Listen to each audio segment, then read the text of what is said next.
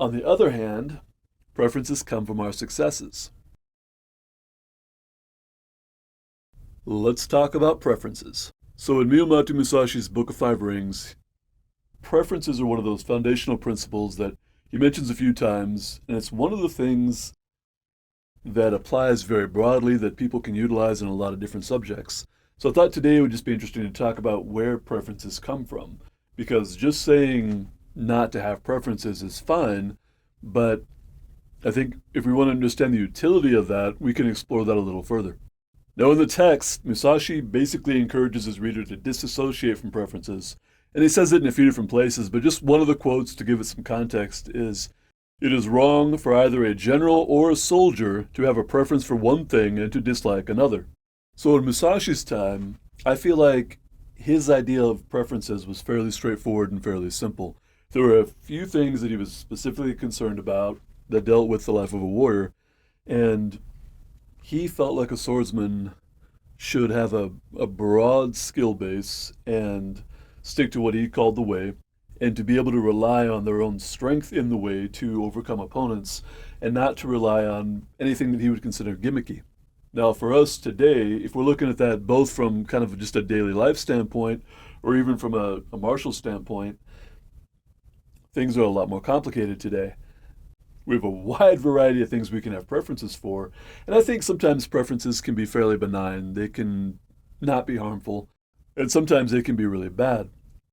So where do preferences actually come from? On the one hand, preferences just come from our individual experiences. You might go to a restaurant and have a good experience, and go to another restaurant and have a bad experience and develop a preference for the one restaurant. On the other hand, preferences come from our successes. So if someone tries something and they get some success in that area, they may develop a preference for whatever they see associated with that success. This can be okay.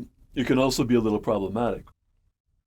It becomes problematic when we develop such a strong preference for something that we ignore other principles, or we come to rely on that something so much that it takes away from our ability to do things without access to whatever that preference is for. Now, in modern times, we see this a lot in strength and conditioning programs where you have a strength coach with a certain background, and they rely very heavily on that background to implement their program at like the high school level or university level or whatever it is. And the reason that can be problematic is if their experience with that is really specific and they've got a lot of students, even if they don't have a lot of students, some people are going to respond to that, some people will not. And what could potentially happen is the students who respond really well to that approach will get labeled as good athletes. The students who do not respond well to it will get labeled as bad athletes.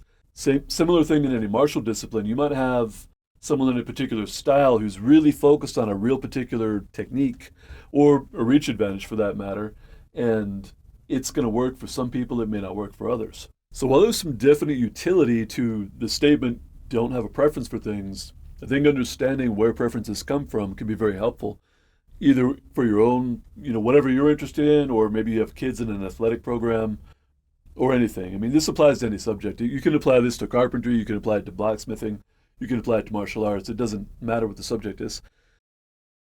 You can apply this to going to school and studying under a professor, whatever. Just people have preferences. In some contexts, preferences make things a little bit simpler because if someone's trying to organize a subject in their head, as they come to understand what they like and what they don't like, those preferences help them organize things. And that's kind of where the utility comes from. It only becomes harmful when that individual preference becomes a philosophy, when it becomes like a way, and someone thinks that that's the way things should be done, and they don't recognize that within a subject, within the broader scope of a subject, in the first place, from Musashi's standpoint, there may be foundational principles that need to be understood. And in a slightly narrower kind of view, it's possible that for certain people, what works really well for one person might actually be bad for someone else. All right, hopefully simple video for today. Just understanding where preferences come from can help you. I think they can help you when you're interacting with other people in different subjects. I am out of words. Go read a book.